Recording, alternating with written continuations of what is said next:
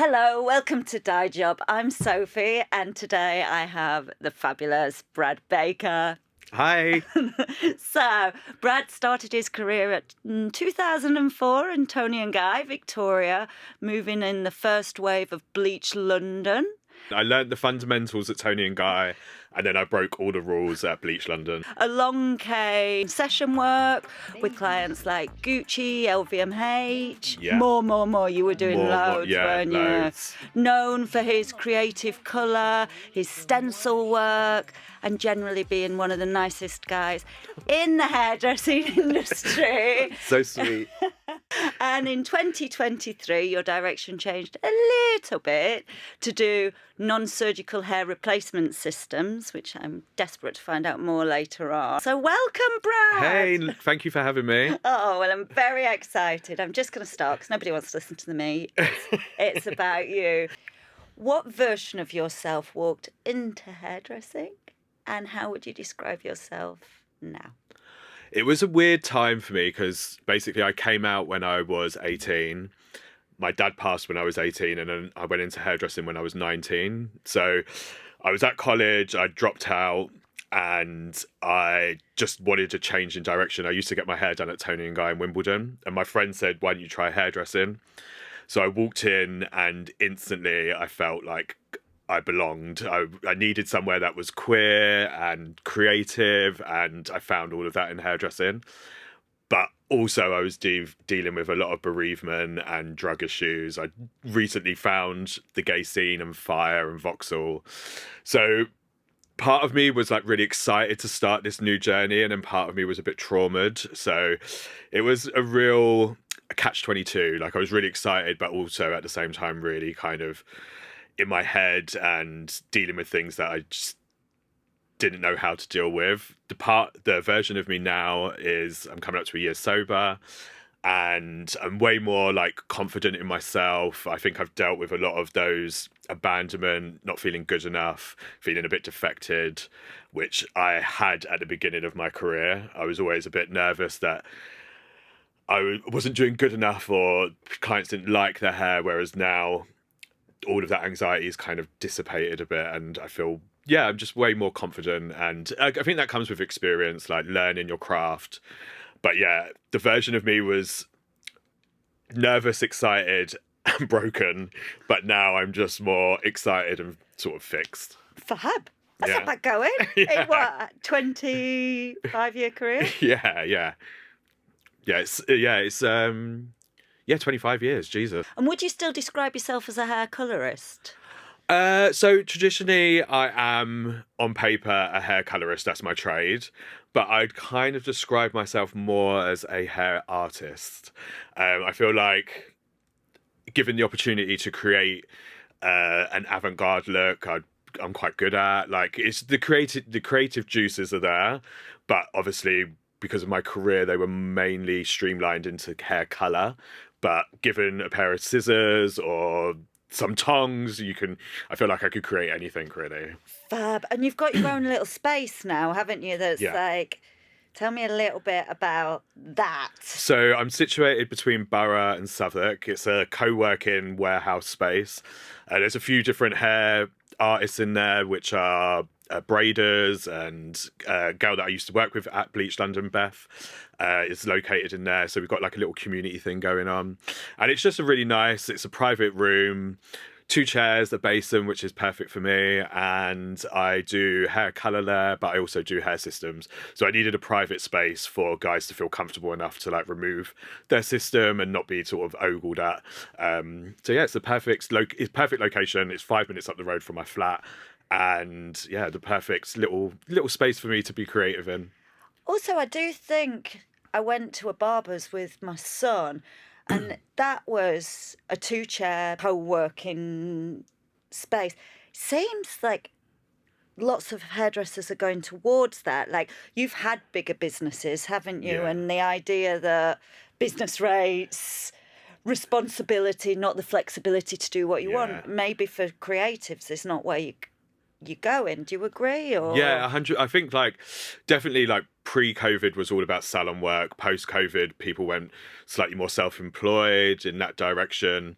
I love having my space because I like to be in control of my own destiny. I like to get in really super early or leave super late. Like I was doing a hair system until like 1 a.m. the other week. So I like that flexibility. I also do miss the security of being employed. And I miss that community vibe as well. That's what I really loved. I remember the first day that I was in Toni and Guy, I got there really early. I was sweeping and I could hear like click, clack, click, clack, click, clack coming up the stairs. And it was all the girls from the night. They'd all been out the night before. It was very Coyote Ugly. They were all doing their hair, putting their makeup on, and I was just like sweeping in the background, like watching them. And I do miss that sense of like community, like that vibe that you have being self-employed and having my own space. You do feel a little bit isolated. So I can see the benefits in both having your own little space or being part of a bigger salon picture. Yeah, I think you've got to be really confident to have your own little space, because I know for me, who's grown up in big salon chains, the idea that you've got lots of people. So if you're not quite sure about a consultation, you can get somebody else over. When you're on your own, it's like it's all on you. You've got There's nothing nobody to soundboard off. Buffer you when you're feeling a bit shit. That's what I like. I miss that as well. Like being at the color station, mixing up, and you're like, "Do you reckon this?" And then someone having a little peek at the. Oh, actually, I'd maybe add a bit of that in, and it's just nice to like soundboard your ideas off of. And other people they have like their own formulas that they love, and it's nice just to kind of go backwards and forwards and share education and share like what's your favorite product, what's your favorite formula. When you're on your own, I'm a bit in my head all the time, so I'll be like mixing up, and I'm like. In my head, I'm like, oh my God, is this the right formula? Is this right? It would be nice just to like soundboard off of somebody. Completely. Because you soundboard and then you do exactly what you're going to do. Usually, don't you? You know, we all do it. Like, what would you do on this? And then you'd be like... Yeah, you're like, thanks for that. I'll just continue to do what I was going to do. But tell me about like non-surgical hair replacement systems, because it's kind of major what you're doing, right? Yeah, so I basically wore one in 2014. But I was working at Bleach London then, and I was heavily like clubbing. So it didn't really work for me. It felt like it sweated off quite quickly. That would be like being in a sweatbox in Vauxhall.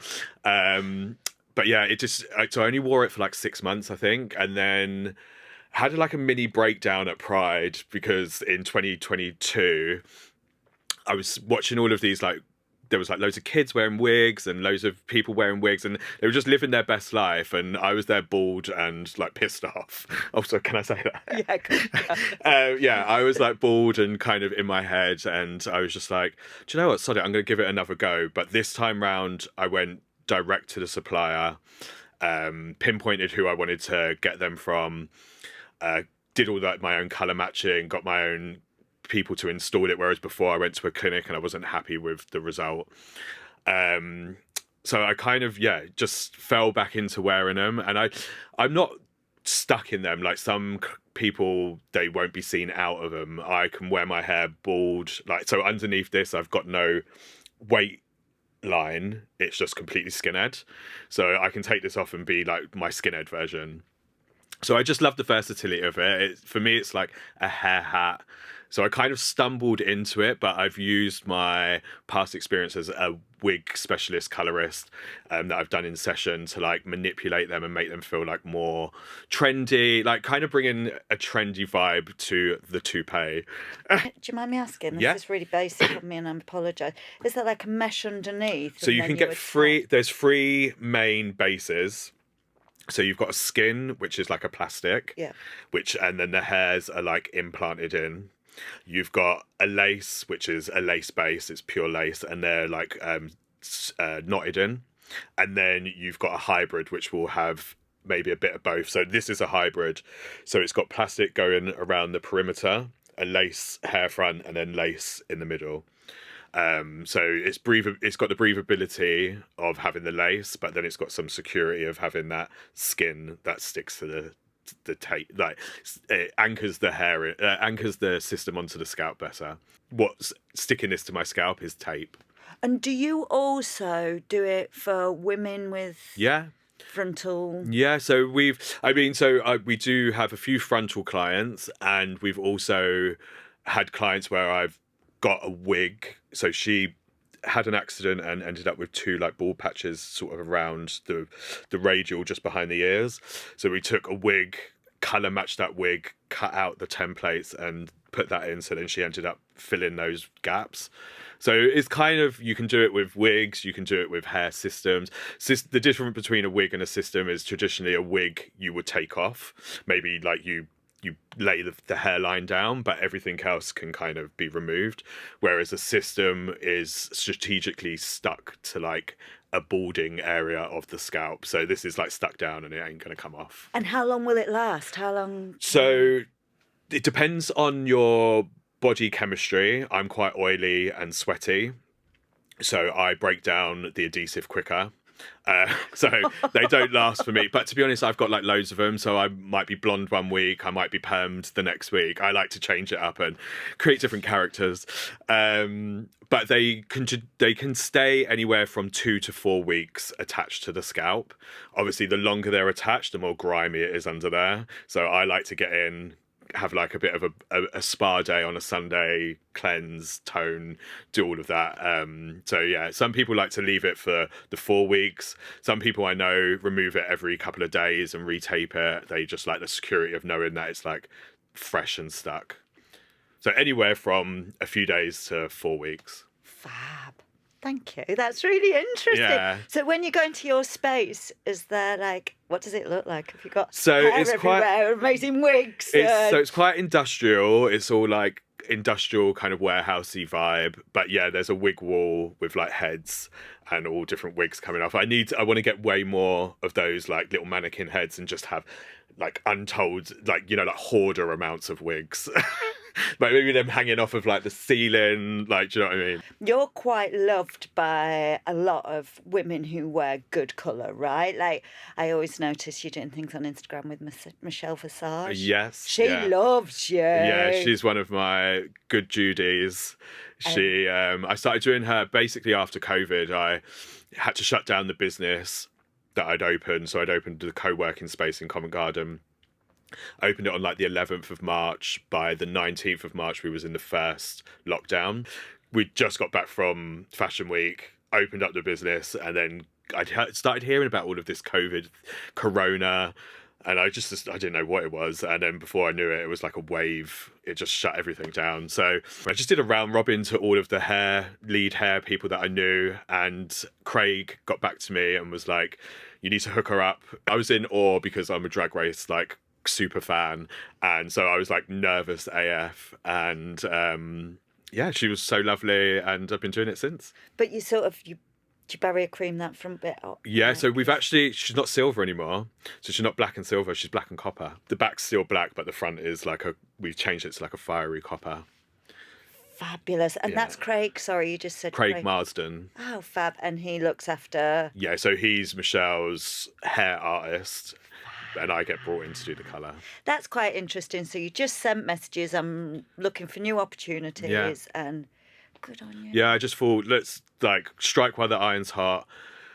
Got my spreadsheet out, listed everyone that I knew, Instagram handles, what they are known for, and just, went through the list and just tried my luck with everybody. I was a bit of a colour floozy. But I tell you who you do as well, who I love her hair, Dr. Alice. Oh, yeah, I've literally did her yesterday.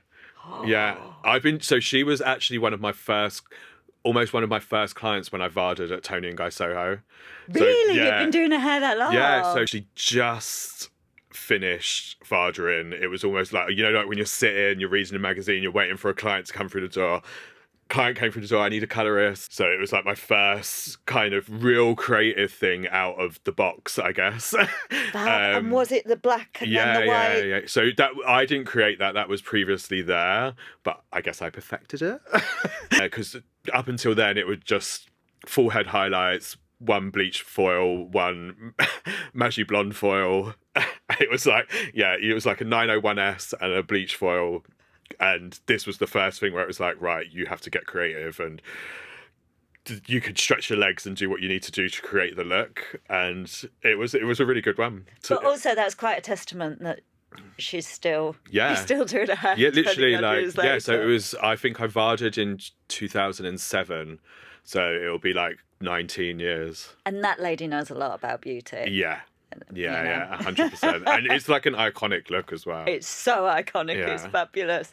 And what would you say your career highlights been, Brad? There's been like loads of highlights, like just getting to work with Paul and getting to travel the world, doing a Gucci campaign in Shibuya, crossing, like shutting down that was it. There's been like loads, but I think my ultimate highlight would be walking. So me and my ex was going out in Soho, and we'd got the Victoria line to Oxford Circus, and having the Kate Moss pink wig, Marc Jacobs took over the whole of Oxford Circus. So every tunnel I walked down, every billboard was my work, and that was iconic. I was beaming with joy. It was so good, that pink. Yeah. It was such the perfect pink. Yeah, Brad. and the whole of Oxford Circus was taken over by it. So every corridor you walked down, every escalator you were on, every platform you were on, it was just everywhere, and it was just, that was iconic. Fab. And would you say low light? What would you say? I mean, to be honest, there has been a fair few. I mean, but you're so honest. You wear your heart pretty on your sleeve, right? I think the low light probably would have been caused by my own thing. It would have been those days where I'd gone out all night, hadn't slept, and then got into work and had those really stressful days where I'd like beat myself up, and you know, like you just feel like burnt out and exhausted. But it was to do with my own things that I was dealing with. Like, those days would have been great if I just wasn't in my head or had a drug abuse problem. So it was, there's been a fair few lowlights, but again, they were mainly caused by my own actions. So you've been quite open about your sort of drug abuse and your steps to sobriety. Could you tell me a little bit about, like, when was the moment that you were like, shit, I got a problem, I need to sort it? To be honest, I've been aware of my issues from day dot. I've got a massive addictive personality. So now I'm addicted to the gym. Like, I've just swapped one addiction for another kind of thing. I guess it's a healthy addiction. But I've always had that addictive quality. Once I get going, I just want to keep going. I'm like all or nothing. So I've always known it's been there. It primarily became an issue when me and my ex broke up and I moved into my own flat. I didn't have that voice of sensibility that would maybe refrain me from going crazy. He was always more of a let's stop now, kind of, we've had enough. Whereas I'm like, more. So being left to my own devices, that's when I became more aware of how much of an issue it was. I think I'd like convince myself. I think as hairdressers, you're expected to be that partier. You're almost given like a bit of a easier time being a bit more messy because it's expected. So I've always been a bit messy, always loved partying, always would be like on the podium, taking my top off. And part of myself I'd convinced myself that it was I was using normally. I didn't have an issue. It was under control. It was regular, like it was normal amounts. But that soon snowballed when I moved into my own flat and was single, because no one was keeping a tab of me. I was allowing myself to just get further and further into it. It became an issue. But what sent me sober was I'd met a guy on a gay dating app, and he told me straight outright that I wasn't good looking enough. And I mean, to be fair, looking back, I was a year into using drugs heavily. I wasn't looking after myself. I thought I was gorgeous, but probably wasn't. That was the drugs. So yeah, he told me I wasn't good looking enough, and I basically went home and used continuously for 5 days. I just partied, and I ended up in hospital. So I ended up with it's called a thunderclap headache. So it came on really quickly. It was like a pressure popped in my head, and for that a week passed, and I'd convinced myself I'd done some real damage. My friend who works in healthcare said go and get it checked out, so I eventually went and got checked out a week later. At this point I'd been a week sober. It was all fine. They did this MRI, they did tests, lumbar injection, everything came back fine. It was just severe dehydration. So at that point I was like, why am I allowing guys and other people's kind of opinions of me pushed me to that point of where I'm self-destructing. So I just, at that point, just took back control and was just like, I'm not touching alcohol or drugs again. Wow. And I'm coming up to a year sober. Congratulations. Yeah, it was just, again, like I'd used drugs and weed as a teen. Then when my dad passed, it evolved into more heavy party drugs. Being on the scene and just trying to escape, and like I was at a time of sort of finding myself anyway, which is what a lot of people do, but when you throw bereavement into that, it can get a little bit dark and twisted. So it wasn't like me exploring and finding myself, it was me like numbing myself, and that I never really tackled until I went sober last year. Like I've been seeing a therapist, and yeah, so it's been a massive life journey of ups and downs, but I would recommend anybody to like maybe go a bit sober curious, even if they just need to like have a break from what they're doing, find who they are again, because I lost myself massively. I just got lost in the void and I found myself again. And it's quite exciting that you have found yourself in such a positive way, right? I feel like you have to, like, I could look at it very negatively, and sometimes I do get into that headspace. Like, I spent a hell of a lot of money last year when I was in my days, and like all of those little things, they always creep back in and they haunt me a little bit. But you just have to then spin that on its head and be positive. Otherwise, if I get into that space where I'm self-critical, it will just snowball and I'll just get deeper and deeper. So I've always got to just turn that frown upside down and just carry on. Yeah. Keep going to the gym. Yeah, exactly. Keep lifting. Keep eating. Protein. Yeah. Protein. Yeah. And may I ask what drugs you were using? So I was using pretty much everything, but my drug of choice was GHB. Right. Yeah, it was, I think, because it's a party drug and it gets you horny, and where I was single and I felt like I had to be out sowing my oats and being single, but I wasn't necessarily feeling it. It gets you to that place. But I became, towards the end of it, I was using hourly.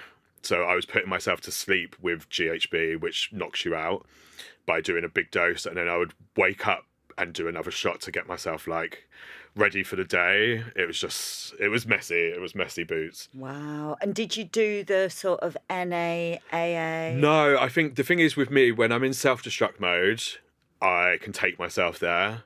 But when something as like eye-opening as going to the hospital and having your mortality like slapped around your face, it shocked me enough into the headspace where I'm like, right, that's it now, clean living. Like, and again, like what I wanted to go sober for a while, but I think the story that I told myself was I'm an addict, so I just didn't listen to anything. And then that was enough to like shock me into going sober. I'd also previously gone to Gran Canaria with my friend and shared a room with him who is sober, and he was aware of my drug habits because as soon as I landed, I met the dealer and whatnot. So that was my first eye-opening experience, which was seeing his disgust for the situation. Like, he was like, "Oh, you're using a lot. Like, I'm really worried." So I briefly went sober a little bit, then fell off of the bandwagon and went into that 5-day meeting that toxic guy. But to be honest, I think everything happens for a reason, and that was the lowest point of my life, which made me change and evolve into the next chapter of my life. It's such an interesting point that you say hairdressing almost facilitates 100%. addiction in that it's so social. Like, I remember as a kid, if you wanted to score, you would go to the local Toni guy in Yeah. Manchester. You know, it was such part of the worlds we grew up in. And I think it's really changed, or it's definitely changed for me as a 48-year-old woman. I'm Yeah. not sort of, nobody invites me anymore, but, you know, like that sort of idea. And also that's where, when you've worked really hard, and if you, there's two things, and I'm not articulating myself particularly well about what you said. A, that you can be quite obsessive. I think because of that, that's what makes you very good with creative colour, wig work, all those sorts of things. That's the side of your personality that's probably... It's a double-edged sword. It is, isn't it? There's benefits to it, but then there's also like cons to it. Yeah. And the idea that almost like our friendships are made around who takes the same drugs and that sort of 100%. thing, isn't it? Yeah, my friendship group has stayed the same, and I still go out with them, but it's a different experience for me. The night finishes earlier. It's a lot cheaper. It's a hell of a lot cheaper when you're just on like tap water or sparkling water all night. It's like, because I'm like, well, I'm not going to have like a Red Bull and have like extra sugar or like anything like that. So I'll just stick to the sparkling water.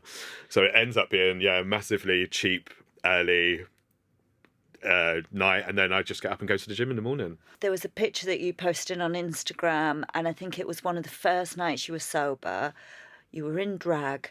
And it was just there. It made me really happy, Brad. Yeah. It was so joyous. Yeah, I did drag for Halloween just gone, and it was, I've done it before, but I'd always been like a bit alien drag, like, so it'd always been a bit alien, cheapy, kind of, not cosplay, but crafty.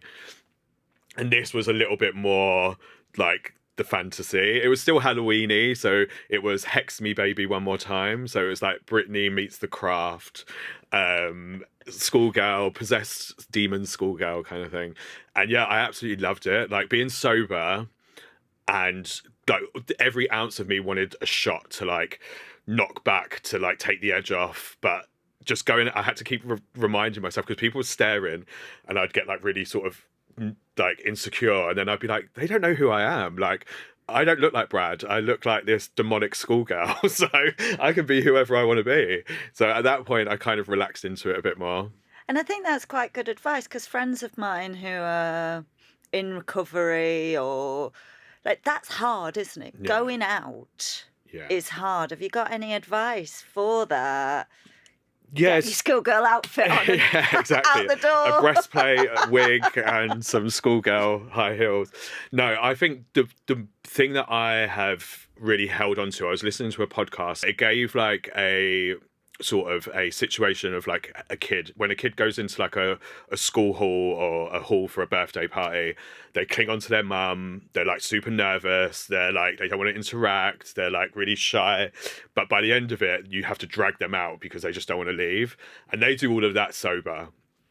So when I go into these situations, I have to keep reminding myself, it's just like everyone experiences this social anxiety, and given time, you're going to have to drag me out of there. Like, I won't want to leave. So I have to keep that, reminding myself of that little situation, that everyone's feeling this, everyone wants to take the edge off, but once you integrate into the situation, naturally you're going to become more embedded into it and more comfortable with the situation. It's just that I find it hard getting ready. Like, the getting ready to go out would be when the music went on, the Prosecco popped, the plate would come out, the bag would come out. So that's where once I get through that, I know I'll be fine. I guess like muscle memory, like it's what I've learned in the past. It was that getting ready, having the cocktails. Once that's over and done with, and I'm at the venue, I feel fine. But I feel like, just take a deep breath. Everyone's feeling what you're feeling. I think there was another podcast where it was talking about being in your head. And I was on the tube and I was listening to it, and I looked around and I realised everybody else was in the carriage was in their own little head. Their own little dialogue was going on. So I think once you realise that dialogue that's going through your head isn't just you, everyone experiences it, it becomes like a bit easier. It's probably quite a good metaphor for loads of situations, because I think I met you doing colour for Paul Hanlon, and it would be backstage, there'd be a lot of characters, a lot of personalities in just the hair team, and then Yeah. you've got the styling team, the art direction team, the design team, The the makeup. creative direction team, makeup, nails.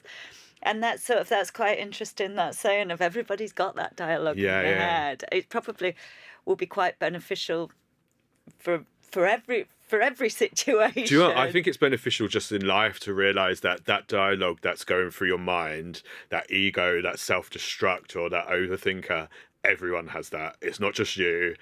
Once I realised that, and I kind of, because, you know, like sometimes that inner dialogue can just get so loud that I feel it was only me. I feel like I'm going crazy. And once you realise everyone's dealing with that, it's like, oh, okay, I can breathe. They've got empathy for it. They've got empathy for it. Like everyone's experiencing that same chaotic inner dialogue. It's a good point on the back of that to ask, do you have a life work motto? So not necessarily work, but I guess life in general. The motto that has been quite prominent for me recently is this too shall pass, because like I even like with like anxiety with work, it eventually it's all gonna like pass.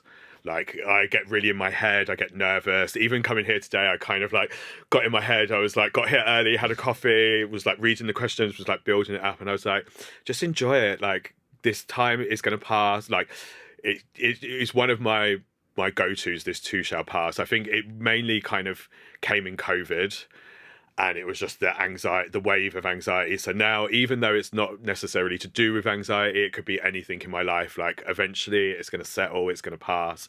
And another one is comparison is the thief of joy. Because that's a good one in the Instagram generation. Because I'm it? a massive like I'll look at people's TikToks or Instagrams and I'm like, why don't I have the likes? Why don't I have the followers? Why is the jobs not? And it's like, actually, like if I keep comparing myself to other people, I'm not living me. So yeah, this too shall pass, and comparison is the thief of joy. Fabulous. Stop comparing yourself and just live in your true authentic form. It's interesting you say that. That's part of the reason I'm doing the platform, because I think I agree with you, that comparison. Why have they got that job? Why haven't I not got it? Blah, blah, blah, blah, blah, blah, blah, blah, blah. And actually I sort of, again, it's probably COVID and probably coming back out and curbing the ego a little bit. But it's like, I'm surrounded by amazing people that have never asked questions about their craft. Yeah. We all have the same craft and approach it slightly differently. How are we ever going to move hairdressing and hair colour forward unless the colourists and the creatives and the people who work behind the chair every day join together 100%.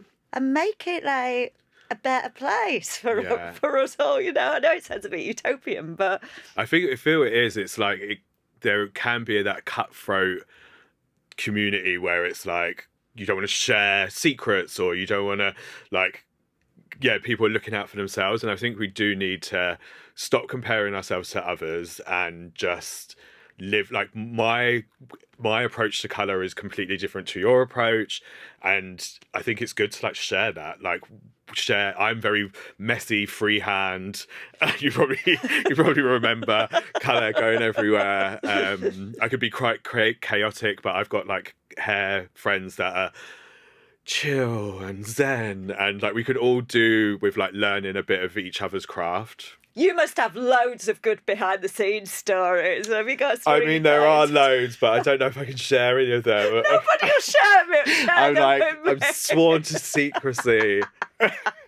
Okay. Oh, go on. Just tell us what it was like the first time you met Michelle Visage. I mean, again, I'm kind of, I get really nervous with anybody. Like Michelle, I was nervous because I'd been watching her and she was like iconic for me, being a Drag Race fan, and being in that community. So once I kind of got to meet, once I did that like fangirl thing where I was like, okay, like doing all of like the drag racisms, like okay, and like I found myself like falling into that gay like caricature of myself, and I had to like claw it back and be a bit more cooler.